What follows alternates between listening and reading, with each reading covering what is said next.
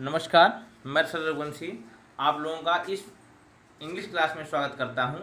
अभी तक हम लोगों ने बहुत सारी बातें पढ़ी। लगभग हम लोग अपना आर्टिकल कंप्लीट कर लिए। हमने कल सेंटेंसेस के बारे में पढ़ा, सेंटेंस को कैसे डिवाइड किया जाता है। और इस प्रकार से हमारी 9वीं क्लास है, तो ओवरऑल हमारी 9वीं क्लास है। और 9वीं क्लास के साथ ही हम इंटर कर गए हैं part of speech. Part of speech होता क्या है?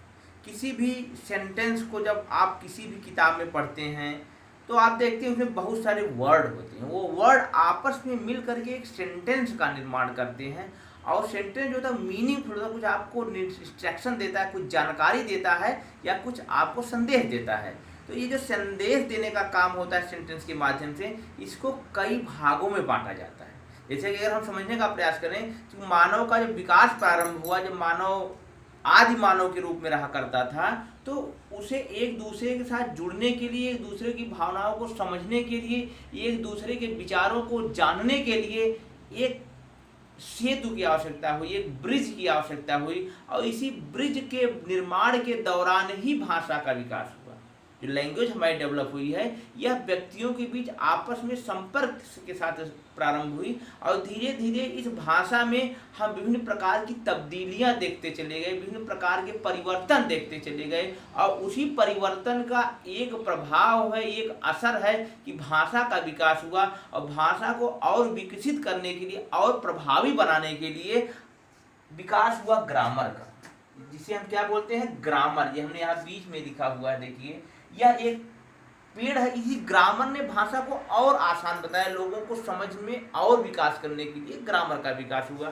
तो ग्रामर को यदि हम एक पेड़ का तना माने, तो मुख्य तना मेन स्टेम मांगने, मेन स्टेम से बहुत सारी शाखाएं निकली हुई, देखिए ब्रांचेज निकली हुई हैं।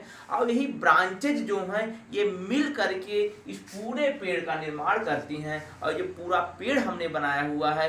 एक प्रकार से पार्ट ऑफ स्पीच या किसी भी सेंटेंस के विभिन्न भागों को समझाने का प्रयास करता है।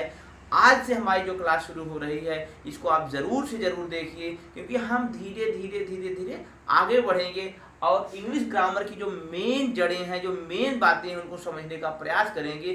क्योंकि आज हमारी पहली क्लास है इस विषय में या इस अध्याय के साथ, तो हम सारी बातों को इस क्लास में एक बार समराइज करेंगे। इसलिए ये क्लास बहुत ही महत्वपूर्ण है।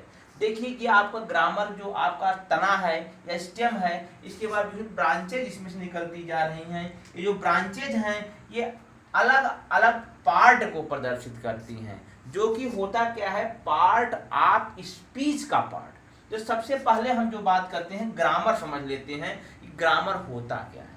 What is grammar? यहाँ देखिए हमने लिखा हुआ है, grammar is the study of word and sentences. Grammar क्या है? वर्ड, शब्द और वाक्यों का अध्ययन है। आखिर ये शब्द कहाँ पर प्रयुक्त हुआ है, इस शब्द का क्या मीनिंग है, इस शब्द को यहाँ क्यों रखा गया, इसको बताता है। And it is the study of different kinds of word. विभिन्न प्रकार के वर्ड का अध्ययन आपसे करवाता है कि ये वर्ड जैसे इन हो गया, आन हो गया, राम हो गया, आगरा हो गया, न्यूयॉर्क हो गया, या फिर एंड हो गया, आर हो गया। इस प्रकार से बहुत सारे जो वर्ड होते हैं उनका हम इसमें अध्ययन करते हैं। और साथ ही साथ यह हाउ टू कम, और ये जो विभिन्न प्रकार के वर्ड होते हैं, जो शब्द होते हैं, वह किस प्रकार से एकजुट होते हैं, इकट्ठा होते हैं और निर्माण करते हैं सेंटेंस का। किसका निर्माण करते हैं? सेंटेंस का। तो आप एक लाइन में अगर कहना चाहें, ग्रामर वह विषय है, यह वह शाखा है भाषा की जिसमें हम शब्दों का, सेंटेंसेस का अध्ययन करते हैं और शब्दों के विभिन्न प्रयोग को, उनके विभिन्न यूजेज का अध्ययन करते हैं और उनको टुगेदर एक साथ ला करके हम सेंटेंस बनाते हैं। यह पूरी जो प्रक्रिया होती है, इसका अध्ययन हम जिस विधा में करते हैं उसे ग्रामर कहा जाता है। तो ये ग्रामर का एक छोटा सा आपके सामने इंट्रोडक्शन रहा, जानकारी रही। आइए ग्रामर के हम विभिन्न पार्ट के बारे में, विभिन्न शाखाओं के बारे में बात करते हैं। शाखाएं इसके आप लोग जानते होंगे, बहुत से लोग पढ़े भी होंगे कि पहली शाखा जो बड़ी महत्वपूर्ण शाखा है, इसको हम कहते हैं नाउन। क्या कहते हैं? नाउन कहते हैं। अब नाउन के बाद हमने इस शाखा से बहुत सारी छोटी छोटी शाखाएं निकाल रखी हैं। ये जो है इसके विभिन्न पार्ट को प्रदर्शित करती है। नाउन के जितने पार्ट होते हैं वो उनको धीरे प्रदर्शित। देखिए ये जो शाखाएं बनाए हैं इससे आप बिल्कुल कंफ्यूज मत होइएगा। नाउन के 4 ही प्रकार होते हैं, और भी प्रकार होते हैं। क्योंकि यहाँ जगह कम थी इसलिए हमने सारी शाखाओं को अगर हम प्रदर्शित करते तो हमारा चित्र बड़ा हो जाता और ज़्यादा वह जटिल हो जाता और आपको समझने में समस्या होती। इसलिए हमने बस एक इंडिकेशन के रूप में, एक संकेत के रूप में यहाँ पर शाखाएं निकाली हैं। यह शाखाएं आपको बताती हैं कि नाउन के और भी प्रकार होते हैं, और भी भाग होते हैं। इसी प्रकार नाउन के बाद हम प्रोनाउन पर आते हैं। प्रोनाउन के भी बहुत सारे प्रकार होते हैं, जिसका हम जब प्रोनाउन की क्लास चलेगी तो वहाँ इसके बारे में हम डिटेल में अध्ययन करेंगे। उसके बाद आपका वर्ब आता है, उसके बाद एडजेक्टिव आता है, एडवर्ब आता है, प्रीपोजिशन, कंजक्शन और लास्ट में आपका आता है इंटरजेक्शन।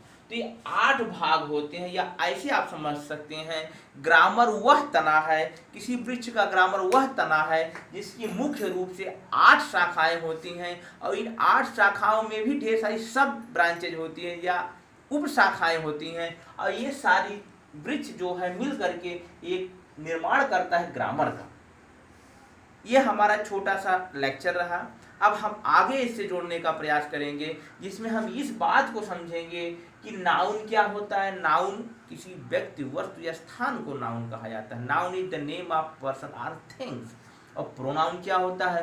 प्रोनाउन जो होता है वह नाउन के बदले में प्रयोग किया जाता है, उसे प्रोनाउन कहते हैं। इसी प्रकार एडजेक्टिव क्या होता है? नाउन और प्रोनाउन की विशेषता बताता है। जैसे काला घोड़ा, घोड़ा कैसा है? काला है। या विशेषता उस घोड़े की है कि वह काला है।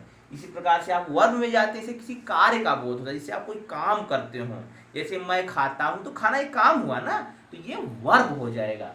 इसी प्रकार से हम एडवर्ब की बात करते हैं, तो एडवर्ब जो होता है वो वर्ब की विशेषता बताता है। जिस प्रकार से एडजेक्टिव जो होता है नाउन प्रोनाउन की विशेषता बताता है, उसी प्रकार से एडवर्ब जो होता है वह वर्ब की विशेषता बताता है। जैसे मोहन तेज दौड़ता है। तेज क्या है? तेज दौड़ना। ये दौड़ने की विशेषता तेज है।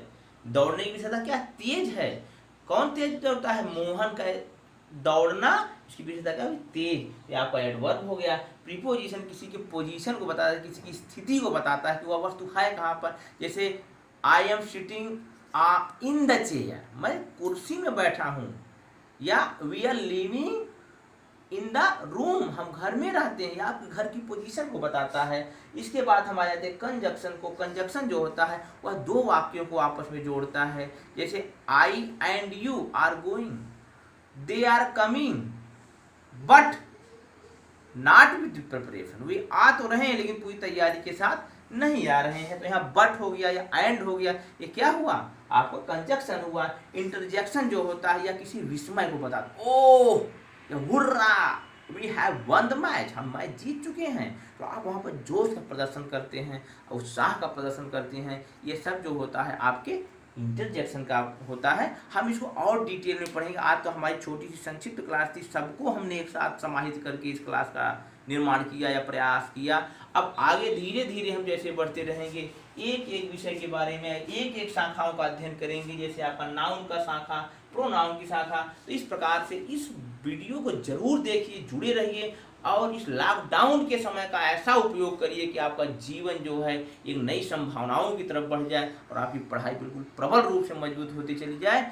इन्हीं बातों के साथ मैं लास्ट में कहना चाहूँगा कि आप इस चैनल को सब्सक्राइब करिए और ज़रूर देखिए, जिससे आपकी पढ़ाई में विभिन्न प्रकार की कोई अवरोध ना हो। मैं सभी शिक्षक बंधुओं से रिक्वेस्ट करना चाहूँगा कि यथासंभव इस प्रयास को, इस मेहनत को अपने बच्चों तक पहुंचाएं, जिससे कि अधिक से अधिक बच्चे इसका लाभान्वित हो सके। इस लेक्चर के माध्यम से आप सभी को हमारी तरफ से ढेर सारी शुभकामनाएं। कल हम फिर मिलेंगे, तब तक के लिए नमस्कार।